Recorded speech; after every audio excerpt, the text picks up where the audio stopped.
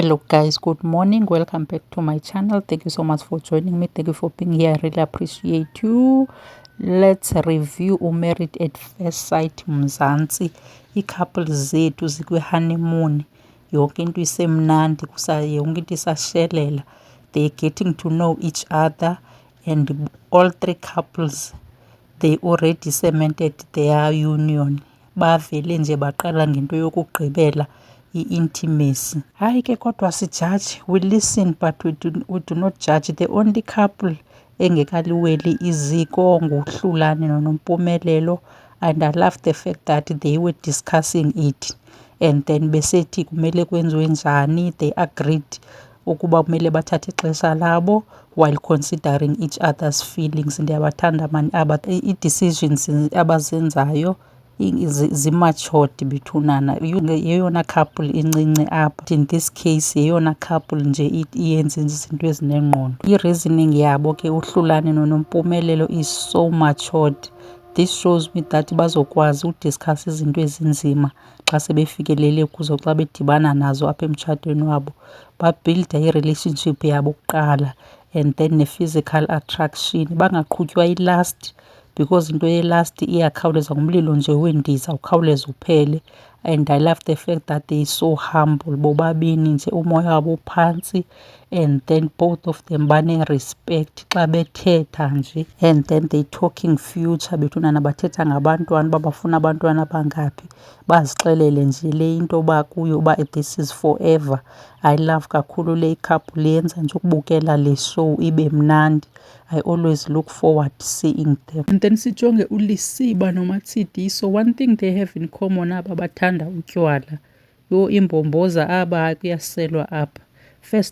I-first night yabo nje bebobabini babenxilile, banxila batipha, bavuka bephethwe ibhabhalazo. Uyamazi ke umntu webhabhalaza xa ivuka ekuseni ubuthini, uvela athi hayi ndibuyekile, soze uphinde undibone. So nabo bavuke bekweso state eso, bathi hayi sibuyekile, hayi sizokhe sibone. So baye badiskhasa ke indlela abazawuphila ngayo xa sebehambile kwi-honeymoon, uba baza kwenza njani endlini, ii-chores bazozishera. No, uMatsidiso is expected to do all the chores while uLisiba does his manly duties. Uthi ii-duties yakhe nakuphakamisa isipaji, athathe isipaji asifake epokothweni, abuye athathe isipaji asibeke phezu kwetafile. Uthi lowo ngumsebenzi onzima kakhulu, ibethuna naLisiba. But ke what I love kule nto ayithethileyo, uthi he is willing to get a helper for the chores, as long as ezo chores nje zingenziwa nguye naLisiba. So as long as ke ethi willing ukubhatala i-helper, makenze kanjalo, angathwalisi uMatsidiso umthwalo, ibe nguye ozokwenza yonke into endlini.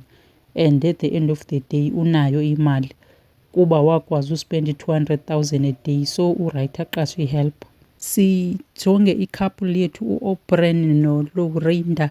First night be-together, bakwi-honeymoon. First night be-together uOprah noLorinda, angekulalwe bethunana bezibuya phantsi phezulu. Ndiyam-understanda ke uLorinda bethuna ebethe usingle, and then she said amadoda wam-approach.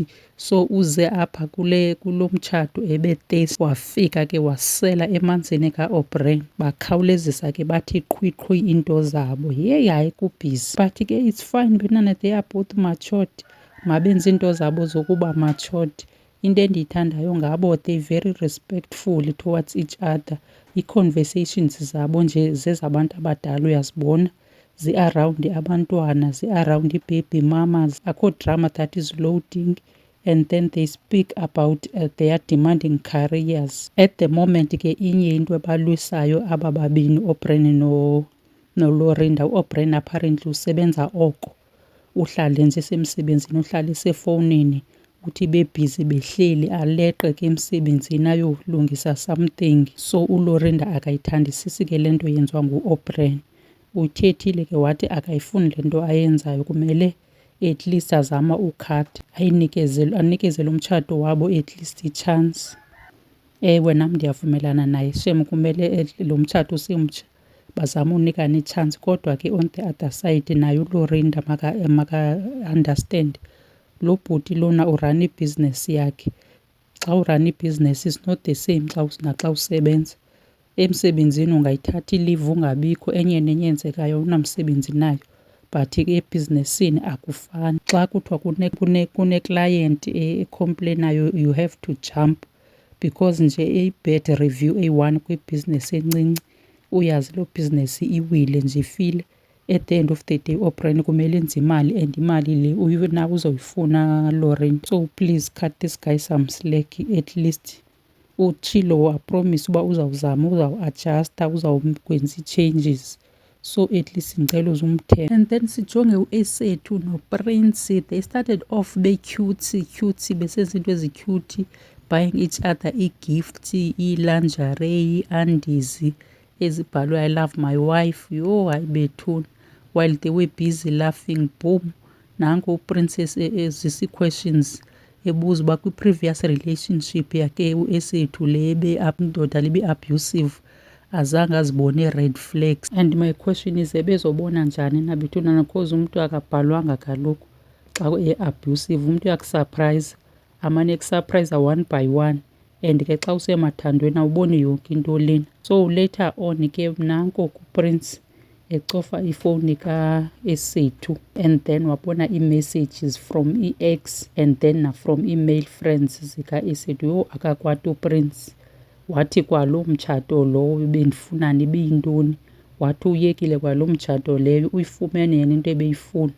Ndiyabona ifame le beyifuna uyifumene, ne-free intercourse uyifumene, so akasacingi nto. And the fact that akho kudala begqiba ubuza u-Esethu uba kwi-previous relationship ii-red flags khange azibone. Ayiyo red flag yena le yayenzayo, le yocofa ifowuni yomntu akumdismiss esathetha. Nguye umntu omakathethe, and ngapha uyamlawula. Uthi uPrince uthi akafuni kwatshomi yendoda, akafuni kwanto ithi ndoda ku-Esethu, makadilithe yonke into ethi ndoda efowunini yakhe. Yeyi, hayi uyavuya dade. So makushiyeke wena wedwa efowunini ka-Esethu. This guy is so childish and he is abusive. Le into ayenzayo uthe u-Esethu asathi uzama u-explain ube ezi messages ezakudala, jonga iideyithi. Wathi yeyi, yathi indoda ungakulinga undinyusela ivoice, don't raise your voice at me. Ucimba ongubani nesi sigumfamfa esi? U-Esethu khange areyise kwa voice. Yeyiphi le voice athi mayingareyizwa? Usile bethuna nalo mntu, and the fact that uneebhegi ezipacked already. So wena xa ukwatile uyathutha. Yeyi bethuna, hayi uyi-flying squad, uyi-risk mos xa unje. Umntu ngekhe akwazi uthembela kuwe uba wena xa ukwatile uyathutha, udilithe ifowuni udilithe ifowuni number kankosikazi efowunini, umbhlokhe, wenze yonke into. Yeyi, hayi akho yakho. I mean ukwatela iimeseyiji zakudala before lo mntu ube khona elifini yakhe, before ahlangane nawe wathi bhuli. U-Esethu doesn't deserve this. She's been through a lot. Esi sigaqagaqa esi sisile, and I feel ukhangela nje into yokulwa, ayonto yangayilwela le messages zakudala. Yinto ebefanele uba bahlale phantsi bayidiskhasa bobabini lena, bavumelana ebezazi yena uba namhlanje zawukhangela into endizawulwa ngayo, ndifuna uhamba. Hence enazo neebheki ezipakishweyo. Hayi hamba John, uthunyiwe ninifu. This woman is going to be fine without you. Uyi-red flag nje kwasawena, uyi-red flag ibhuti wabantu. And I wish i-expect ke ziyibone yonke le into nazo zingenelele, because le imatch ayiyo nje tu. Mabakhe benzele u-Esethu iqiniso bethunana, i-expect zalishow. U-Esethu doesn't deserve this. She's been through a traumatic experience, and then this guy is sending her back kule dark place asuka kuyo. Lo uPrince lo akekho lapha to find any love. He has his own agenda. Akanamsebenzi nazo nezo message noba ziza nini, akhange afune nozijonga iideyithi zazo. Ukwatela into ongayaziyo noba yanini awunamsebenzi nawe, meaning ubufuna ukwata already. Ubuvele usozixelela uba mna kulo mtshato ndiphumile, uyifumene lo buyifuna. Hayi usile this guy, usile. Yho, this Prince hayi unoba ucinga umtshato yipapa and fleece, kuhlale kumnandi, kuhlale kuhlekwa kukoko. So uchildish nje, meaning uchildish, awukwazi udila nezinto ezinzima. Izinto ezinzima xa ufuneka udlule kuzo wena uyapakisha, uyabaleka. Yiyo le nto ufukufuku kangaka. I wish angaphinda abuye this guy. I wish angaphinda abuye, ube lo mtshato uyaphela ngale ndlela. U-Esethu akayidizevi le into afakwe kuyo apha. And ngoku athi yho, into endive ndayidikwa ndanyanya yona xa isithi don't raise your voice at me, kuve kwanyuka into enyuka yapha kum ngaphakathi. Ndaziva ndithe fuku, ndathi wena Esethu Hayi ena mani ungumXhosa, vusa ubuXhosa bakho suyeka lo muntu akukhwele entloko. Xelela lo muntu where to get off. Mawuphele lo umtshato, mawuphele. Bangenzele ii-ratings zabo bethunana, bacingele u-Esethu. Mawuphele lo mtshato, ivale mfana. Le indoda ayikagqibi ukhula, safuneka uyokhula. Sisadila noonana apha. Lo usafuna ucengwa noba ukhubekile funeka umcenge uthi sorry. I-red flag ke mna ke ndizibonayo kwezi couples xa ndijongile, ikhapuli yokuqala ene-red flag nje ekufuneka bayighathe kuse-early le into, Prince and Esethu. Esethu makabaleke le i-relationship. This guy is not good for you. And noba uzawuphinda akuxokise athi uzawutshintsha axolise athini, ukukhombise ubuwena zisaqala nje. There's no changing this guy. Uyi-red flag nje zihambela. And then the second couple ene-red flag, Lisiba and Matsidiso. Andikakamthembisi sincam uLisiba, and naleyo bathi yena akakho nto azayenza endlini, akasozenze nix. Umsebenzi wakhe kuphakamisa nje isipaji. Lisiba, at least mawube nayo itshono buyi-one. Izinto zomzi wakho zezingaxhomekeki ebantwini abancedisayo. I-red flag yam kule ikhapuli bubutywala obu babuselayo in between them. Bayabutya utywala and bobabini bayasela, and then andiyiboni ingathi yinto erayithi leyo.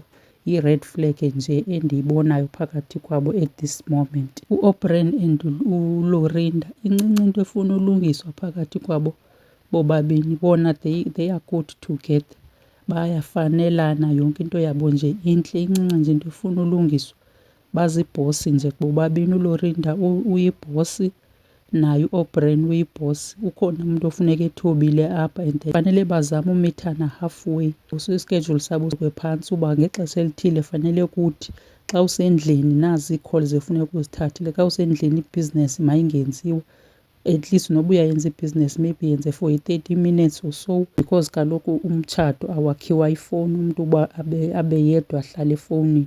Wakhiwa uba nihlala phaa nobabini nincokole nithethisane nibhilde, not omnye umntu abe kweyakhe ibe separate abe sefowunini. So incinci into efuna ulungiswa phakathi kwesi sibini, andinothi yi-red flag as such. And then ikhapuli yethu uNompumelelo noHlulani, na here we are cruising nicely. Sihamba nje sithe chu ngo-80 kilometers per hour, asingxamanga. Sikruza nje kamnandi, sifake umusic omnandi ozipholeleyo. We are in love here. Yonke into nje yashelela nicely. Akukho kwa red flag endiyibonayo apha. This is my favorite couple. I feel ezinye iikhapuli ezi kufanele zizofunda a thing or two apha kubo, bathi bebancinci bafundise aba badala. Okay guys, mandiyibeka apha le video namhlanje. Thank you so much for watching. Do not forget to subscribe if you haven't subscribed yet. Until next time, ndinithanda nonke. Bye bye for now.